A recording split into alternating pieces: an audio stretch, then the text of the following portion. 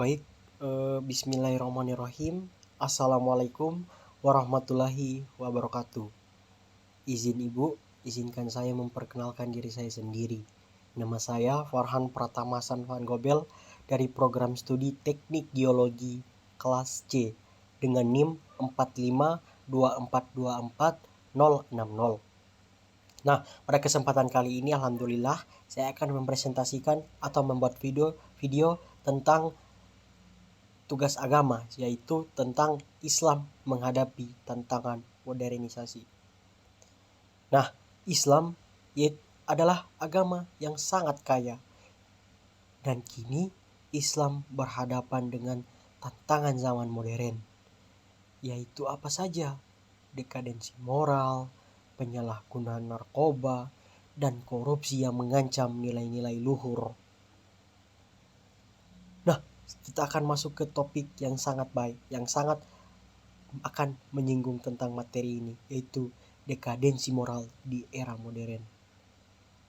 Pertama, nilai-nilai luntur, etika dan moralitas mulai terkikis, individualisme semakin meningkat, etika kita dalam berbangsa, etika kita dalam bersosial, etika kita dalam menghadapi juga sebagai beragama dan sebagai umat beragama kini mulai luntur di tengah era modern ini. Dan kita tidak bisa pungkiri bahwa itu adalah salah kita sendiri. 2. Hedonisme merajalela. Apa itu hedonisme? Hedonisme adalah pengejaran kesenangan duniawi tanpa batas, kehidupan spiritual terabaikan. Hedonisme akan sangat menghancurkan nilai-nilai moral kita, karena kita hanya akan fokus dalam pengejaran duniawi belaka dan akan melupakan tentang kehidupan spiritual yang seharusnya menjadi kehidupan yang sangat-sangat dipentingkan terlebih dahulu sebelum pengejaran tentang duniawi ini. Sekarang ketiga, kehilangan pedoman hidup.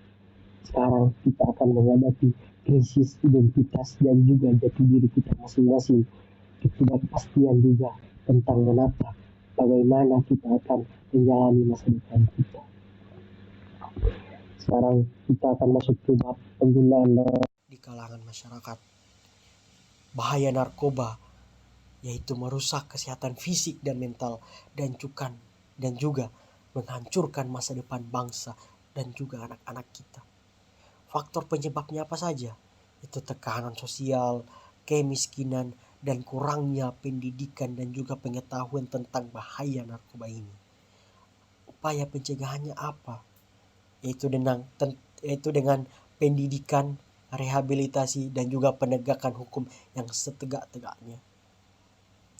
Nah, korupsi adalah sebagai penyakit sosial.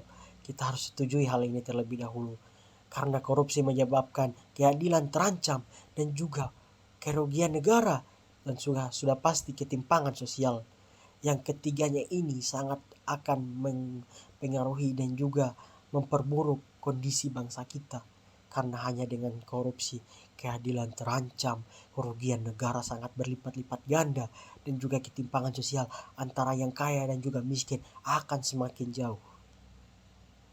Nah, sekarang pengaruh globalisasi terhadap nilai-nilai Islam. Ada 2 dampak dan juga strategi adaptasi. Pertama, kita akan membahas tentang dampak negatif terlebih dahulu. Dampak negatif adalah ancaman terhadap nilai-nilai Islam yang sudah ditetapkan.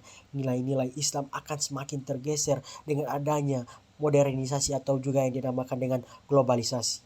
Nah, selanjutnya yaitu dampak positif. Tidak bisa dipungkiri juga pengaruh globalisasi tetap akan melaksanakan atau mendatangkan dampak positif bagi kita. Apa saja hal itu? Yaitu pertukaran budaya dan juga peningkatan pendapatan ilmu pengetahuan yang ada. Nah, bagaimana cara strategi adaptasi kita? Yaitu selektif dalam menerima pengaruh globalisasi.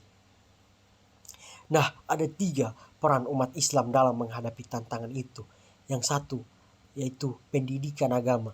Pentingnya pendidikan agama yang kuat yang sekarang sudah semakin terlupakan. Sekarang kedua, yaitu penguatan moral, itu membangun karakter yang berakhlak mulia. Ini juga bisa membantu kita dalam penguatan pertahanan dalam menghadapi globalisasi. 3. Partisipasi aktif. Apa itu? Yaitu berperan aktif dalam pembangunan bangsa Indonesia. Nah, apa pentingnya pemahaman agama yang komprehensif? 1. Kita harus memahami Al-Quran, yaitu mempelajari dan menghayati isi-isi Al-Quran kita tercinta. Terus kedua, kita harus memahami dan juga membaca hadis-hadis dan sunnah dan mengikuti tauladan Rasulullah Sallallahu Alaihi Wasallam. Allahumma shalli ala sayyidina Muhammad. Ketiga, fikih dan hukum Islam, yaitu menerapkan hukum Islam dalam kehidupan kita sehari-hari. Nah, upaya apa saja yang dapat memperkuat moralitas dan akhlak? Yaitu upaya pendidikan karakter, upaya kampanye anti korupsi, upaya dalam lingkup keluarga itu sendiri, terus upaya dalam pencegahan narkoba. Selanjutnya peran tokoh agama yang juga tak kalah penting. Dan juga terakhir, peran media yang dapat memperkuat moralitas dan juga akhlak kita.